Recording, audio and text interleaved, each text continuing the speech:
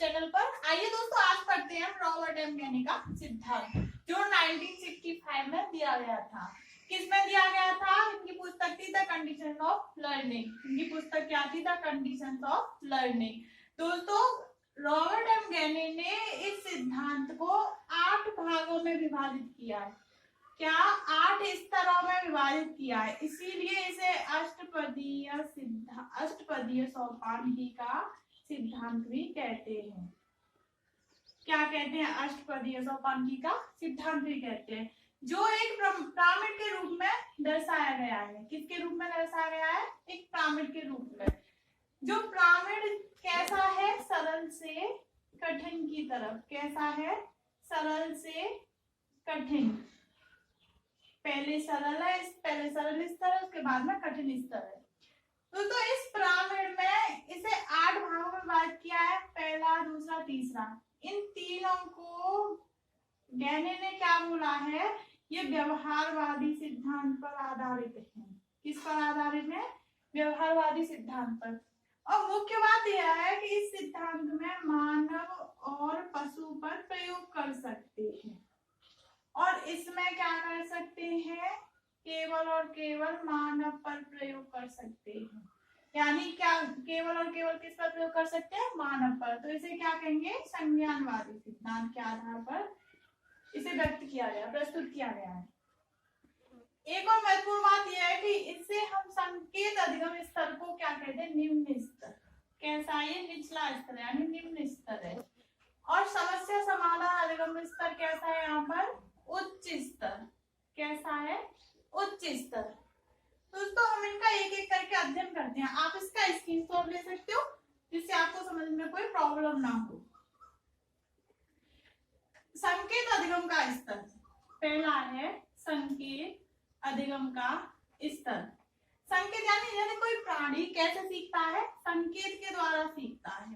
कैसे सीखता है? संकेत के द्वारा। जैसे अध्यापक को देख करके बच्चों का चुप हो जाना। अध्यापक को देख करके बच्चों का चुप हो जाना। चुप क्यों हो जाना? मैंने पावलोव के सिद्धांत में आपको बताया था, शास्त्रीय अनुबंधन का सिद्धांत जो पावलोव का, उसमें बताया था कि अध्यापक कक्षा में जाने से पहले ही बच्चे चुप हो जाते थे, कि एक संकेत बना हुआ है। दूसरा एग्जाम्पल, कि आप ऑफिस में गए, ऑफिस में जाते ही आपने बेल बजाई, डेली का बेल बजा रहे हो आप, और बाहर जो प्योन बैठा हुआ है आपकी आवाज, बेल की आवाज को सुनकर के अंदर आता है। ये क्या है? यंत्रवत संकेत ही तो है। तो ये किसके आधार पर होता है? संकेत अधिगम का सिद्धांत संकेत के द्वारा। इसे हम कह सकते हैं पावलोव के सिद्धांत से मिलता जुलता हुआ सिद्धांत है। आगे पढ़ेंगे हम अनुक्रिया उद्दीपक का स्तर। अनुक्रिया उद्दीपक का स्तर। अनुक्रिया और उद्दीपक में अनुक्रिया को प्राप्त करने के लिए किसकी प्राप्ति होती है? उद्दीपक को प्राप्त करने के लिए किसकी आवश्यकता होती है? अनुक्रिया की। अनुक्रिया और उद्दीपक। अनुक्रिया यहाँ पे क्या है? रेस्पॉन्स। और उद्दीपक क्या है? स्टिमुलस। तो दोस्तों, इसको हम एस-आर बॉन्डिंग थ्योरी भी तो बोलते हैं। एस-आर बॉन्डिंग थ्योरी के सिद्धांत को कहते हैं थॉर्नडाइक के सिद्धांत को।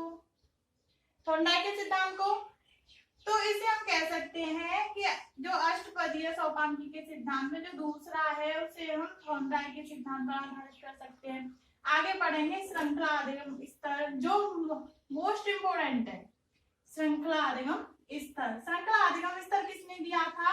एडवर्ड गुथरी ने। किसने दिया था? एडवर्ड रे गुथरी ने। इन्होंने इसका उपनाम दिया कि श्रृंखला अधिगम के स्तर को क्रमित अधिगम स्तर भी बोलते हैं, यानी क्रमिक अधिगम स्तर भी बोलते हैं। इनका कहने का मतलब ये था कि जब अधिगम होता है वह एक क्रम के अनुसार होता है। जैसे एग्जाम्पल, आप साइकिल चलाना सीखे, साइकिल, उसके बाद बाइक चलाना सीखोगे, यानी मोटरसाइकिल चलाना सीखोगे। ये क्रम के अनुसार ही तो सीख रहे हो। जैसे आप पाठ्य पुस्तक पढ़ रहे हो, फिर उसके बाद में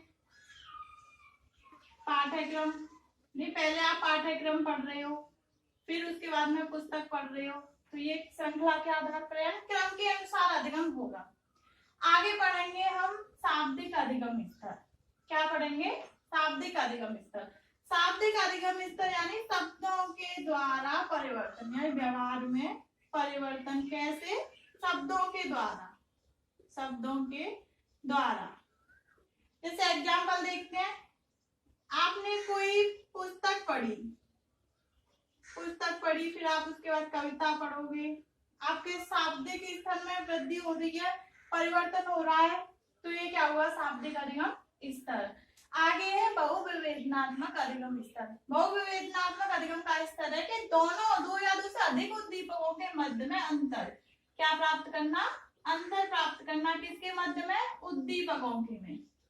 जैसे आप आयत और वर्ग में अंतर करना सीख गए, आप त्रिभुज और वर्ग वृत्त में अंतर करना सीख गए, तो उसे हम क्या कहेंगे? बहुविवेचनात्मक अधिगम स्तर। या फिर हम कह सकते हैं व और ब में अंतर करना सीख गए, तो किसके कारण? बहुविवेचना अधिगम स्तर के। तो ये बहुविवेचनात्मक अधिगम स्तर हुआ। आगे है संप्रत्यय अधिगम स्तर।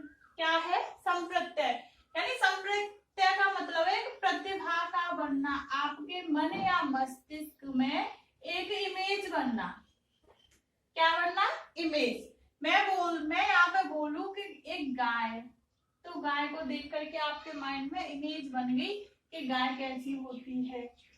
अगर यहीं पे मैं बोल दूं एसटी का यहाँ पे कोई मतलब हुआ? कुछ नहीं हुआ ना। बहुत सारे अनेक मतलब है, कुछ भी नहीं है। जहां पर आपके मन और मस्तिष्क में एक प्रतिभा यानी एक इमेज उत्पन्न हो, उसे हम क्या कहेंगे? संप्रत्यय अधिगम स्तर। आगे सिद्धांत अधिगम स्तर। इसे नियम का सिद्धांत भी कहते हैं, यानी नियम अधिगम स्तर भी बोलते हैं।